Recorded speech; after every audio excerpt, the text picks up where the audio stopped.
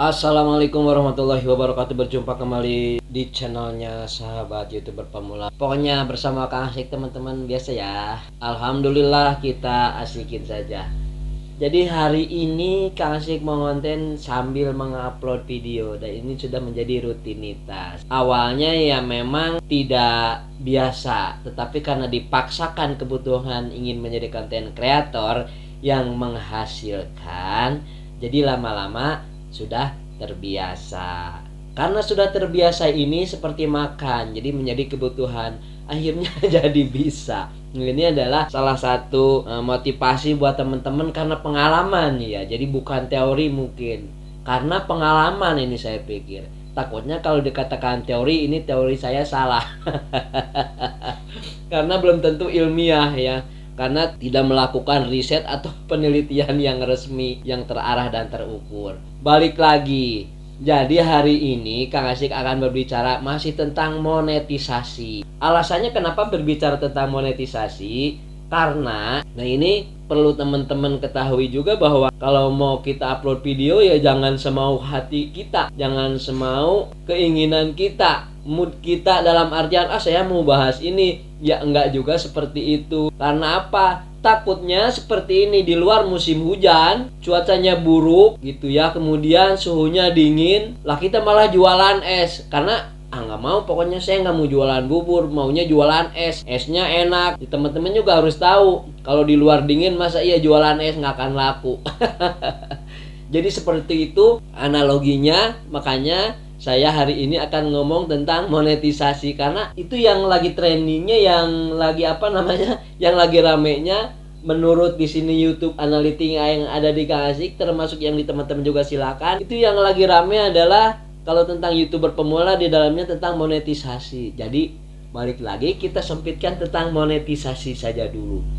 Dan sebetulnya kalau ngomong monetisasi sungguh sangat bosen sekali. Dari awal saya belajar YouTube sampai hari ini itu monetisasi dan monetisasi terus yang diomongkan. Karena apa? Ya karena monetisasi adalah gerbang, katanya gerbang salah satu bahwa YouTuber atau konten kreator diakui sebagai YouTube Partner Program. Oh, konten videonya rame, diliatin dan lain sebagainya. Nggak apa-apa, memang harus bangga seperti itu ya. Karena dengan kebanggaan seperti itu nanti juga percaya diri. Hanya saja selain percaya diri, ternyata yang dirasa-rasakan ada yang lebih penting.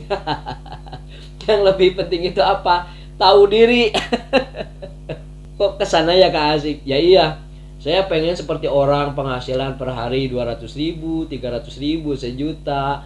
Kemudian pengen cepat populer. Iya, pengen seperti itu. Sama juga siapa yang nggak pengen gitu kan. Tetapi ini balik lagi seperti saya, percaya diri ya boleh. Tapi kalau keinginan seperti tadi kalau belum tersampaian, balikin lagi lah ya, nggak tahu diri lah.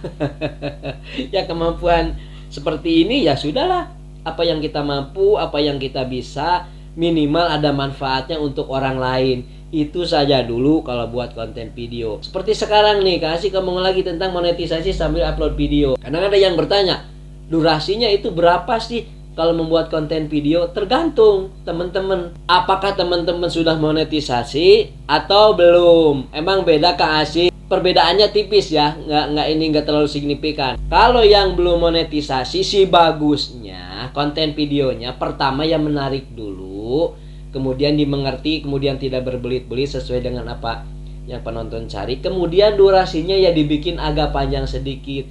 Karena apa? Dikhawatirkan dengan konten video menarik, kemudian teman-teman yang menontonnya masih pengen, durasinya pendek, kan sayang, ya enggak? Coba kalau durasinya panjang. Dengan durasi panjang, secara langsung juga kita akan mendapat jam tonton atau jam tayang yang banyak. Itu yang buat yang belum monetisasi. Kalau yang sudah monetisasi bagaimana? Ya jelas dong, dengan durasi panjang, dengan menontonnya full time, kemudian jadi penonton alami, kemudian jadi pelanggan kita. Jawabannya bagi yang sudah monetisasi apa? Bakal jadi uang.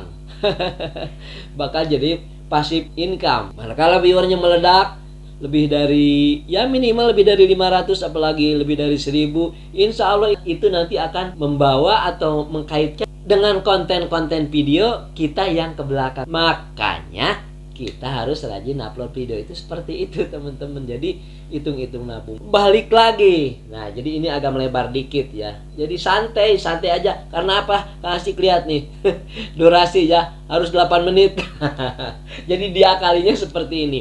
Monetisasi, kenapa yang diomongkan monetisasi dan monetisasi terus? Boleh? Ya boleh. Tetapi kan itu adalah sebagai akibat sebetulnya. Akibat dari apa? Akibat dari perilaku konten kreator, akibat dari YouTuber menyuguhkan konten-konten videonya. Apabila konten videonya disukai, kemudian akan banyak yang mensubscribe. Apabila penontonnya menyukai, maka akan terjadi watching time, menontonnya berlama-lama jadi suka. Ketika menontonnya berlama-lama dan jadi suka, akan jadi pelanggan. Begitu jadi pelanggan, maka personal brand kita sedikit demi sedikit akan naik menjadi yang disebutnya kalau dalam istilah YouTube, katanya takut salah nih ngomongnya karena nggak bisa bahasa Inggris. Personal engagementnya katanya jadi kuat. Nah itu sebetulnya jadi kayak pelawak lah kira-kira. Kalau pelawak sudah ternama, sudah terkenal nih seperti Kang Sule gitu ya, baru nongol ke panggung aja, baru lihat dia jalan udah ketawa orang-orang. Karena apa? Personal brandnya ini yang sudah terbangun. Ya kalau belum terbangun kayak Kang Acik lah, ngomong jungkal jumpalit begitu, ngomong kemudian seperti presenter juga. Ya orang harus melihat beberapa kali, ini siapa sih orang? Karena apa? Ya belum punya personal brand. Personal brand itu buat apa? Dikenal itu buat apa? Ya itu tadi, buat mengarah ke monetisasi juga. Biar apa? Biar cepat melalui apa? Konten videonya yang menarik. Jadi masih seputar bolak-balik seperti itu. Jadi kalau menurut yang asik untuk memikirkan kita cepat-cepat monetisasi ataupun enggak, ya kadang-kadang jangan bertanya begini sih, konten video saya ke teman-temannya, ini bisa monet enggak ya? Ini thumbnail saya bisa monet enggak ya? Ini kalau ngedit videonya seperti ini bisa monet enggak ya? Ya bukan itu sebetulnya. Apa? Lakukan saja apa yang pedoman komunitas suguhkan, itu kita penuhi, itu kita patuhi. Kemudian membuatnya yang original. Karena yang diinginkan oleh YouTube, konten video kita itu adalah original. Kemarin ada yang bertanya, Kang Asik kenapa ya? Ini saya sudah mencapai jam tayang, kemudian subscribe-nya sudah terpenuhi, katakanlah mau monetisasi, kenapa tidak di ACC ya? Tolong Kang Asik lihat. Jadi saya lihat konten videonya jelek, enggak jelek. Keren, oke keren iya. Editingnya juga bagus, saya juga salut. Yang jadi masalah ini kenapa tidak bisa dimonetisasi, kan seperti itu. Jadi balik lagi adalah kepada konten video. Jadi yang menyebabkan monetisasi itu adalah semuanya berada dalam konten video yang dibangun oleh thumbnail. Kemudian konten videonya isinya menarik. Setelah menarik menjadi personal brand. Ini yang penting sebetulnya. Jadi jangan ngomong monetisasi terus manakala thumbnailnya belum kita melakukan rekayasa, belum melakukan trial error, kemudian konten videonya belum ada perbaikan, kemudian uploadnya juga masih jarang-jarang. Kemudian dikenal sama orang juga belum, karena apa? Jarang muncul. Ya nggak bisa, boro-boro monetisasi. Jam tayangnya aja akan telat. Kalau jam tayangnya akan telat, apalagi subscribe-nya.